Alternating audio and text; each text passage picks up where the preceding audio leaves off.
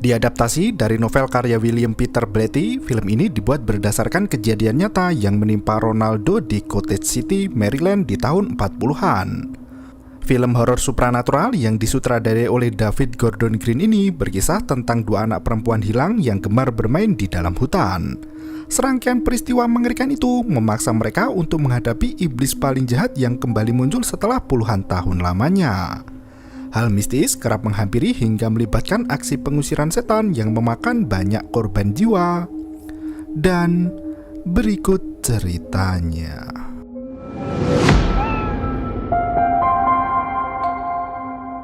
Siang itu, Victor asik memotret pertarungan antara dua anjing yang bermain di pinggir pantai.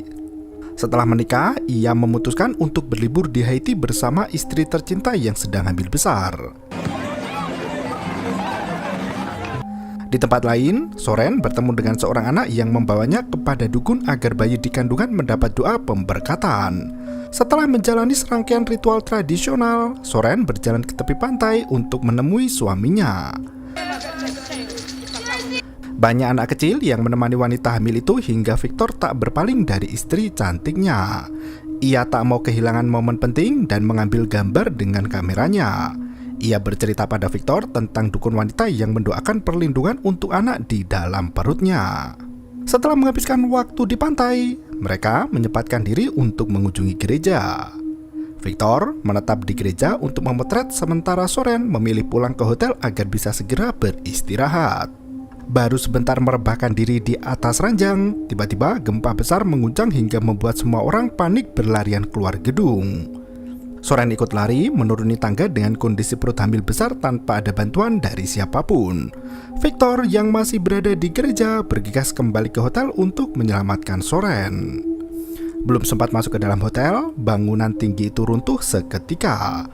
Semua orang berlarian keluar dengan tubuh dipenuhi pasir reruntuhan. Victor menemukan Soren yang tergeletak di anak tangga dengan tubuh terjepit puing tembok. Setelah proses evakuasi yang panjang, dokter menjelaskan bahwa Soren terluka parah setelah tubuhnya terhimpit beberapa jam. Mengingat kondisi Soren yang hamil besar, dokter tak bisa menyelamatkan keduanya dan memaksa Victor untuk memilih salah satu. Jika Soren diselamatkan, maka kemungkinan besar bayi yang dikandungnya akan mengalami keguguran. 13 tahun setelah kejadian, Victor kembali ke Georgia untuk menjalani kehidupan seperti biasa. Putrinya yang bernama Angela terlihat antusias melihat foto mendiang ibunya Soren yang meninggal akibat gempa. Melihat ada syal warna ungu yang tersimpan di dalam kotak, Angela langsung menyembunyikan syal itu untuk dirinya sendiri. Victor memanggil putri kecilnya itu agar bisa menghabiskan sarapan agar tidak terlambat masuk sekolah. Angela meminta izin pada sang ayah untuk mengerjakan tugas di rumah Catherine sepulang sekolah nanti. Sebenarnya Victor tak mau mengizinkan putrinya main sepulang sekolah, namun karena Angela memaksa, akhirnya Victor memberikan izin. Selesai sarapan, Victor yang hendak mengantar Angela ke sekolah heran melihat syal ungu di leher putrinya. Sebelum masuk ke dalam mobil, tetangga mereka yang bernamaan komplain terkait masalah tempat sampah yang tak kunjung dibersihkan. Victor melenggang pergi sambil berjanji akan segera membereskan urusan sampahnya itu. Sesampainya di sekolah, Catherine juga baru sampai diantar oleh kedua orang tua beserta dua adik kecilnya. Victor berpesan agar Angela tidak pulang larut malam sampai di rumah sebelum makan malam tiba. Catherine menghampiri mobil Angela dan melenggang masuk kelas berdua. Saat pelajaran berlangsung, Angela berbincang dengan Desana, juga Catherine. Tampaknya mereka sudah merencanakan sesuatu untuk melakukan hal gila sepulang sekolah nanti. Di tempat lain, Victor melatih otot tangannya di ring tinju hingga waktu terasa cepat berlalu. Sepulang sekolah, Catherine membawa Angela ke hutan samping sekolah sementara Desana mengurungkan niatnya dan naik ke bus untuk segera pulang. Catherine dan Angela berjalan cukup lama hingga sampai di terowongan tua terbengkelai. Terowongan yang dijadikan jalan air itu tampak tak terawat dan berada di tengah hutan belantara. Setelah berlatih tinju, Victor kembali bekerja di studio foto miliknya sendiri untuk melayani para pelanggan yang hendak mengabadikan momen berharga. Catherine dan Angela yang tertarik dengan hal gaib mencoba ritual pemanggilan arwah dengan menggunakan lilin dan liontin. Catherine meminta Angela untuk mengosongkan pikiran agar bisa berbicara dengan mendiang ibu yang meninggal tepat di saat Angela lahir ke dunia. Dengan memegang foto ibunya, Angela membayangkan bertemu arwah ibu dan bercengkrama dengannya. Setelah bekerja seharian, langit berganti malam di mana Victor harus segera pulang ke rumah. Ia bergegas mencari keberadaan putrinya yang seharusnya sudah pulang sebelum jam makan malam tiba. Kondisi kala itu tampak sangat sepi tak berpenghuni. Victor memanggil Angela dan mencarinya di kamar, namun anak itu tak juga tiba. Victor menelpon nomor Angela, namun ponsel anaknya tak bisa dihubungi. Terpaksa ia menelpon keluarga Catherine untuk mencari sang buah hati tercinta. Orang tua Catherine justru berkata jika anak mereka izin pergi ke rumah Deshana. Victor langsung panik mengetahui anaknya berbohong untuk pertama kali. Tony, ayah Catherine, bergegas menghubungi orang tua Deshana untuk memastikan keberadaan anak-anak mereka. Victor bergegas mengunjungi rumah Catherine untuk mencari tahu di mana Angela berada. Kala itu, Tony dan istrinya Miranda sedang menelpon Deshana untuk menyelidiki keberadaan putrinya. Deshana berkata jika orang tua Catherine menelpon, ia suruh berbohong dan sebenarnya jika Catherine di rumahnya bersama Angela. Deshana mengaku melihat Catherine dan Angela berjalan kaki masuk hutan yang berada di samping sekolah. Tanpa menunggu pagi, Victor bersama orang tua Catherine menuju ke hutan untuk mencari keberadaan dua anak itu. Bunyi sirene mobil polisi turut menemani langkah mereka mencari. Victor menemukan bangunan bawah tanah yang terbengkelai dan tak digunakan lagi. Ia mengeksplorasi bangunan itu sembari memanggil nama anaknya. Di tempat lain, Miranda menemukan tas ransel Catherine yang diduga mereka berdua pernah memasuki area hutan. Sementara itu, Victor menemukan bandul kalung di sana, namun saat ia hendak mengambil kalung itu, tubuhnya terjatuh melihat pergerakan dari dalam air. Gelembung yang keluar dari dasar genangan air kotor itu membuat Victor semakin curiga. Akhirnya, ia berhasil menemukan sepatu putrinya yang terendam di dasar genangan lumpur. Esok paginya, dibantu tim kepolisian setempat, mereka memeriksa CCTV sekolah yang menunjukkan rekaman Angela dan Catherine. Tepat sepulang sekolah, mereka berdua tampak berjalan dengan riang gembira menuju ke hutan yang terletak tak jauh dari sekolah. Polisi sendiri sudah melakukan investigasi pada para gelandangan yang tinggal sementara di dalam hutan. Polisi memastikan para gelandangan itu tidak terlibat dalam hilangnya Angela dan Catherine. Tony mulai menyalahkan Victor dan menuduh Angela memiliki perilaku yang buruk. Victor mencoba tetap tenang dan menegaskan jika ia sangat akrab dengan putrinya.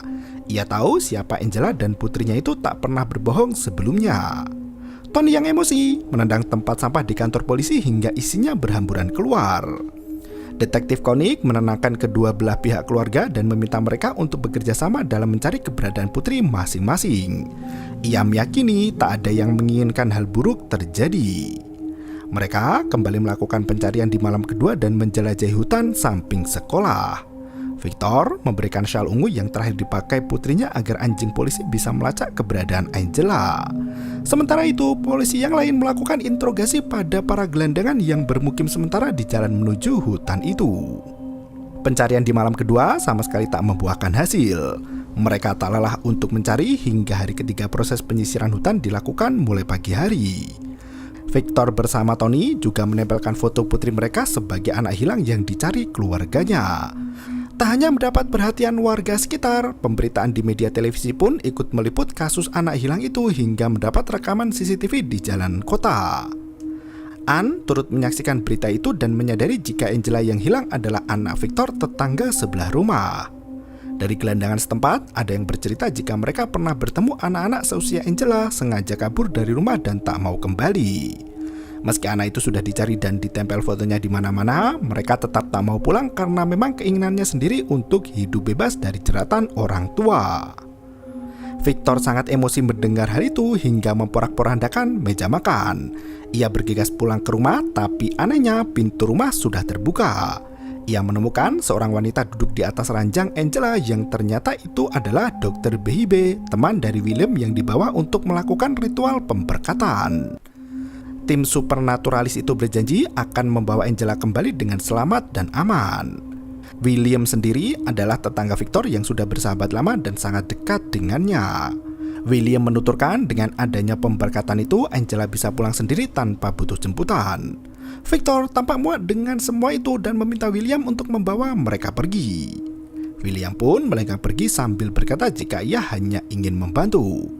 Victor menemukan permainan kertas wajik milik Angela yang berisi nomor dengan hadiah di dalamnya.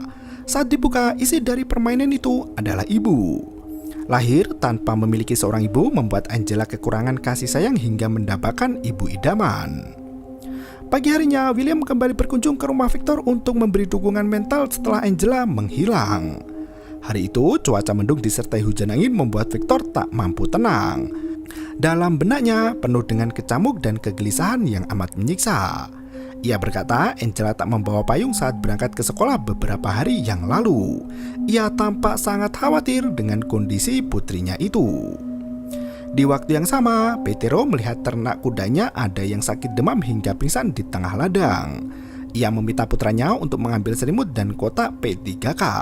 Saat masuk ke dalam kandang, pria itu mendengar suara nafas manusia yang teramat berat. Ia membuka pintu samping yang ternyata... Setelah melapor ke polisi, kedua anak itu dibawa ke rumah sakit dengan segera. Victor pun melenggang pergi secepat kilat untuk menyusul putrinya yang baru saja ditemukan. Tony dan istrinya sudah berada di depan Catherine sembari meminta anak itu untuk bercerita. Victor masuk ke dalam kamar rawat Angela dan langsung memeluk putrinya yang terlihat kesakitan. Angela langsung meminta maaf pada sang ayah karena ia bermain hingga lupa waktu. Detektif Koenig bertanya pada Angela sudah berapa lama anak itu pergi. Angela menahan tangis sambil berkata jika ia baru bermain 1 jam lebih. Victor menjelaskan pada putrinya bahwa Angela sudah pergi selama 3 hari penuh. Dr. Lowell masuk ke kamar Angela untuk memeriksa kejiwaan anak itu sembari melakukan pemeriksaan fisik. Angela berkata jika ia berjalan-jalan masuk ke hutan bersama Catherine hingga tiba-tiba hujan turun dan mereka berteduh di kandang kuda. Sementara itu, Catherine mendapat pemeriksaan yang sama namun kondisi kakinya terluka parah hingga hampir membusuk. Dr. Lowell berkata, seorang anak bisa mengalami amnesia retrograde jika mendapat trauma dan lupa dengan peristiwa yang dialaminya sendiri. Setelah melakukan pemeriksaan fisik dan psikis, dokter memberi laporan pada polisi bahwa tidak ditemukan tanda kekerasan pada kedua anak itu. Toksikologi mereka normal dan cerita yang diungkapkan sangat konsisten. Mereka hanya berjalan-jalan di hutan hingga tersesat saat hendak pulang. Karena takut dimarahi orang tua, mereka terus berjalan berharap bisa menemukan jalan pulang. 3 hari berlalu, mereka tiba di kandang kuda milik petani Petero yang berjarak 30 mil dari tempat semula. Semua tes kejiwaan dan fisik anak itu normal tanpa adanya kekerasan dari orang lain. Ann yang bekerja sebagai perawat di rumah sakit membalut luka di tangan Angela dengan perban. Di luar ruangan terdengar suara bayi yang menangis sangat kencang. Tampaknya Angela terganggu dengan suara tangisan itu dan... Angela meminta agar segera kembali pulang ke rumah. Sesampainya di rumah, Victor kembali bertanya pada putrinya apa yang mereka lakukan di dalam hutan. Angela berkata jika ia ingin mencari ibunya. Anak itu mengaku bisa mendengar suara ibu saat berjalan di tengah hutan. Karena Catherine sering membaca Alkitab di gereja, Angela ingin menunjukkan apa yang ia dengar pada sahabat baiknya itu. Angela bermain hal gila dengan lilin di tengah hutan lalu mengosongkan pikiran bersama. Dengan cara itu, Angela merasa terhubung pada dunia yang berbeda. Tepat setelah melakukan permainan itu, Angela sudah bukan dirinya lagi. Ia mengaku masuk ke alam lain namun tak bisa menemukan keberadaan ibu di sana. Saat ia menceritakan hal itu pada Victor, tiba-tiba di tempat lain, Catherine merengek minta tidur bersama ibunya di kamar. Victor yang sedang menggosok gigi heran melihat lampu kamar mandi yang berkedip. Ia melihat Angela memainkannya dan meminta anak itu untuk segera tidur. Setelah Angela pergi, lampu kamar mandi itu masih berkedip. Victor menyalakan lampu itu lagi namun masih berkedip. Tiba-tiba saja Angela sudah berada di sampingnya hanya dalam hitungan detik. Sebelum tidur, Victor memeriksa sekring lampu kamar mandi namun letupan api melukai tangan kirinya.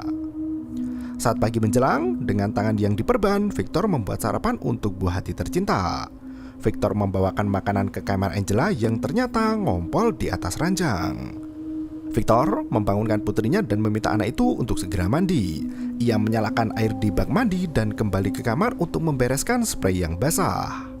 Tak berselang lama, Victor memeriksa kamar mandi di mana pintunya sudah terbuka lebar. Air dalam bak mandi berubah menjadi sangat kotor dan berwarna hitam. Ia menemukan potongan kuku yang terkelupas dari jari kaki anaknya.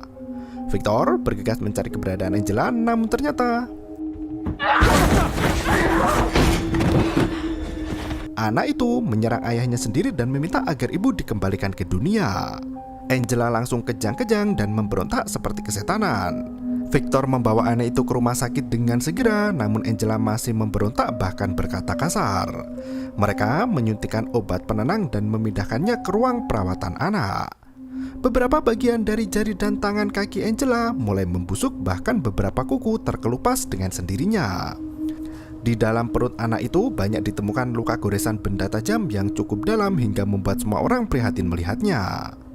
Di tempat lain, Catherine bersama keluarganya pergi ke gereja untuk ibadah minggu. Anak itu berkelakuan tak biasa, di mana ia terus memainkan kakinya yang terluka parah. Adik kandung Catherine yang bernama Hannah dan Tyler cukup ketakutan melihat tingkah kakaknya yang tak biasa.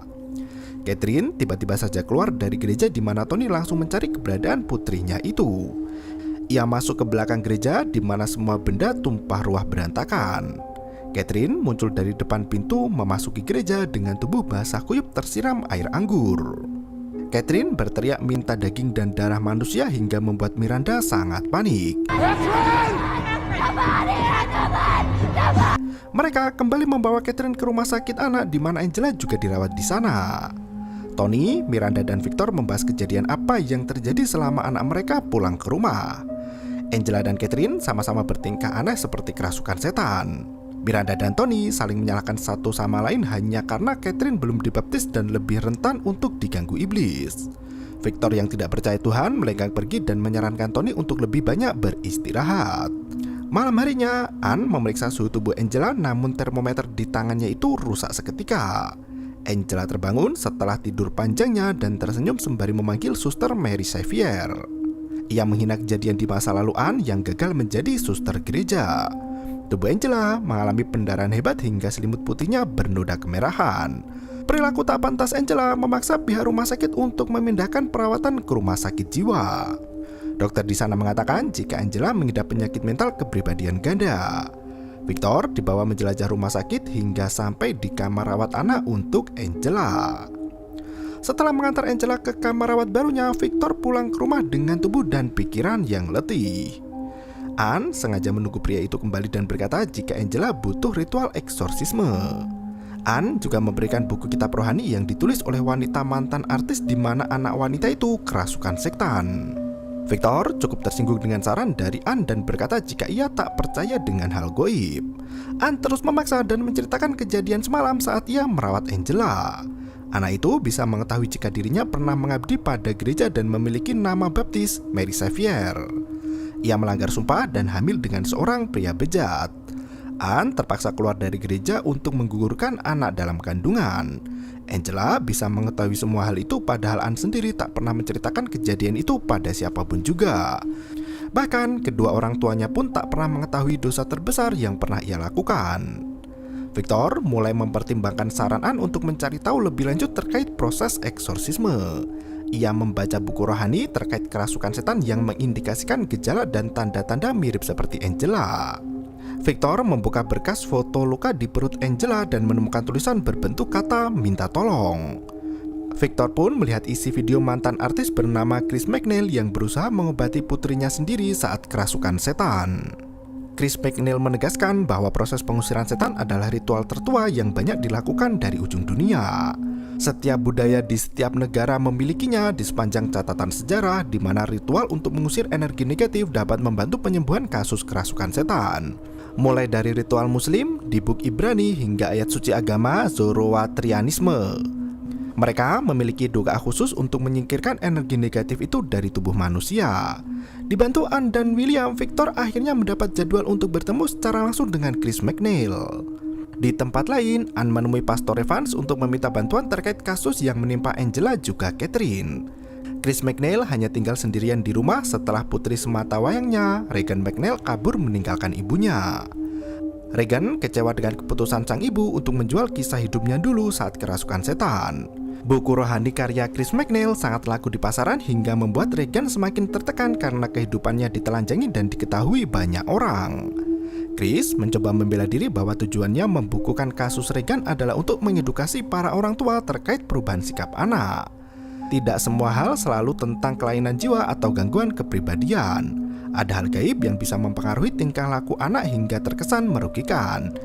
Ia menegaskan bahwa hal supranatural itu selalu ada di belahan dunia manapun dan bisa dibuktikan secara kasat mata pengaruhnya. Hingga saat ini, Chris tidak pernah mengetahui keberadaan anaknya, dan ia hanya ingin melihat wajah putri kesayangannya itu meski hanya sekali. Victor meminta bantuan Chris untuk menolong Angela sambil menunjukkan luka gores di perut anaknya itu. Melihat tulisan "Help Me" yang berbentuk dari luka itu, Chris langsung bertolak menuju rumah sakit jiwa bersama Victor. Pastor Evan dan Ann sudah menunggu di sana untuk melakukan pemeriksaan secara kebatinan. Saat itu, Angela mengukir di kayu jendela dengan kuku tangannya sendiri yang berdarah nama anak Chris, yaitu Regan. Chris langsung tahu bahwa iblis yang merasuki Angela ada iblis yang sama dengan kasus anaknya dulu. Mengetahui Catherine dirawat di rumah bersama orang tuanya, Chris menuturkan bahwa kondisi tersebut tidaklah aman bagi mereka. Victor langsung pergi ke rumah Tony, namun tak ada yang membukakan pintu. Ia menerobos masuk ke dalam bersama dengan Chris dan Pastor Evans. Chris melihat anak itu berlarian naik ke lantai 2 dan masuk ke dalam kamar. Sementara Tony berendam di bak mandi sambil menangisi dosanya sendiri. Victor menemukan Miranda bersama Taylor dan Hannah berdoa di lantai dapur. Chris melihat dengan mata kepalanya sendiri di mana Catherine yang kerasukan setan sibuk membaca Alkitab di atas ranjang. Chris tak mau menunggu lama lagi dan langsung membacakan doa pengusiran setan. Iblis dalam tubuh anak itu memberontak hingga salib di kamarnya jatuh dari dinding. Chris membantu anak itu untuk kembali duduk di ranjang setelah pingsan karena tubuhnya melawan. Seketika itu, Catherine yang masih kerasukan mengambil salib untuk menusuk kedua bola mata Chris secara bertubi-tubi. Wanita itu berusaha minta tolong, namun suara teriakannya tak bisa didengar. Victor mencari keberadaan Chris di lantai atas hingga teringat dengan kejadian masa lalu saat gempa melanda. Ia ingat betul wajah Soren yang sekarat minta Victor untuk menjaga buah hati mereka, Angela. Saat masuk ke kamar Catherine, Victor melihat anak itu menusuk mata Chris dan kembali tidur di atas ranjang menutupi tubuhnya dengan selimut putih. Chris langsung dibawa ke rumah sakit dengan ambulans, sementara Catherine dibawa ke rumah sakit jiwa. Seiring berjalannya waktu, Chris menjalani pengobatan intensif di rumah sakit untuk menyembuhkan luka di kedua bola matanya. Pastor Evan melaporkan kejadian itu pada uskup agar Vatikan mau menerbitkan surat perintah eksorsisme. Malam itu, Victor mengunjungi Chris untuk meminta maaf karena telah melibatkan Chris pada situasi yang berbahaya. Chris menegaskan jika iblis yang merasuki Catherine dan Angela adalah makhluk yang sangat berbahaya. Ia menegaskan bahwa ritual pengusiran setan di setiap negara memiliki prosedur yang berbeda, namun harus diyakini kebenarannya. Ia berpesan pada Victor untuk menyatukan banyak pihak agar proses eksorsisme itu berhasil. Paginya, bersamaan William, Miranda, dan Tony, Victor meminta bantuan pastor gereja untuk melakukan ritual pengusiran setan. Victor juga meminta William untuk mengundang Dr. Bebe yang memberkati kamar Angela hingga anak itu berhasil ditemukan. Pagi harinya, ia menemui Bebe di kuburan untuk melakukan ritual rutin di sana. Sebagai orang asli Afrika, Bebe menjalankan ritual dengan berbagai bahan herbal yang dipercaya bisa mengusir energi jahat. Tumbuhan dan akar adalah obat mujarab dalam ritual penyembuhan tradisional. Dr. Bebe sendiri pernah mempelajari onkologi dan menemukan fakta lain dari sebuah penyembuhan. Ia mengunjungi rumah Victor untuk menyiapkan proses ritual pengusiran setan. Dengan simbol yang terlukis di lantai, ia menjelaskan apa saja yang harus dilakukan selama proses ritual berlangsung. Di tempat lain, Victor membawa Angela dari rumah sakit jiwa dengan kursi roda di mana tangan dan kaki anak itu diikat kencang. Catherine juga dibawa pulang ke rumah Victor dan didudukan di kursi dengan ikatan kencang. Mereka saling bekerja sama untuk melakukan ritual pengusiran setan malam itu lengkap dengan obat penenang. Ann juga membawa monitor kesehatan untuk memeriksa detak jantung dua anak itu selama proses eksorsisme berlangsung. Tak berselang lama, Pastor Evans datang untuk memberi kabar buruk. Vatikan menolak memberi izin karena ritual eksorsisme itu bisa memakan banyak korban jiwa jika tetap nekat melakukannya. Ia memberikan Alkitab pada Ann dengan salib sebagai perlindungan. Setelah semua siap, mereka masuk ke dalam ruangan bersiap untuk melakukan ritual.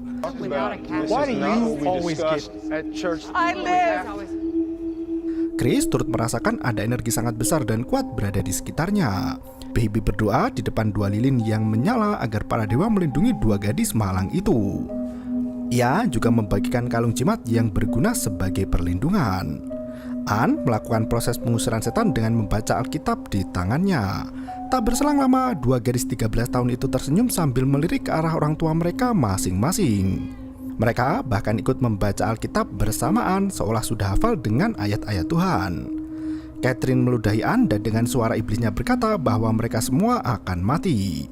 Catherine dan Angela mengolok-olok Anne yang gagal jadi suster karena menggugurkan anak hasil perbuatan zina. Anne mengambil salib dari Pastor Evans untuk membungkam mulut iblis yang bengis sembari terus melantunkan doa. Baby dan pendeta di gereja Catherine ikut berdoa bersamaan namun tidak dengan Victor.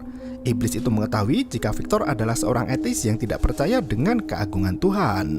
Kesesatan di hati manusia membuat iblis itu semakin kuat dan memporak-porandakan seluruh isi rumah. Setelah pertarungan panjang, mereka belum bisa mengusir iblis dari tubuh dua gadis itu. Baby mengambil air rendaman daun kering dan memercikannya ke tubuh gadis itu. Ranting hisop itu dialirkan ke kepala Angela dan Catherine sambil terus membaca mantra. Seketika itu, gumpalan hitam pekat keluar dari mulut Catherine yang menangis memanggil ibunya. Miranda sampai tercengang melihat hal itu dan mendekati putrinya. Meski khawatir dengan kondisi putrinya, mereka tak boleh menyentuh gadis yang kerasukan itu.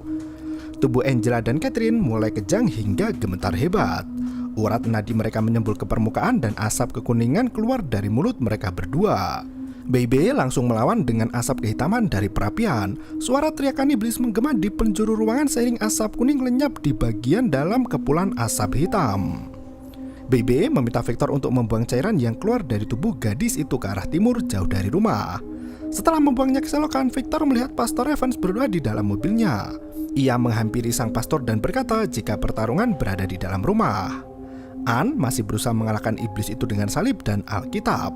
Nah, salib di tangannya itu menyala terang dengan suhu yang sangat tinggi. Anne melepas salib itu dan terjatuh ke lantai hingga menimbulkan asap hitam. Victor berdoa sambil bersimpuh di depan putrinya. Tiba-tiba Angela berkata jika Victor tidak pernah menginginkannya lahir ke dunia. Ternyata saat Soren dirawat di rumah sakit akibat gempa, Victor lebih memilih untuk menyelamatkan Soren.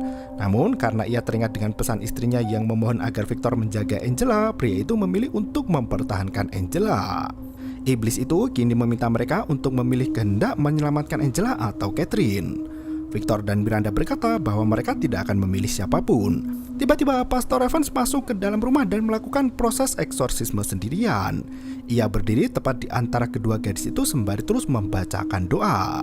Kedua iblis di tubuh Angela dan Catherine menangis dengan rintihan kesakitan. Seketika itu, kepala Pastor Evans mulai terpelintir ke samping dan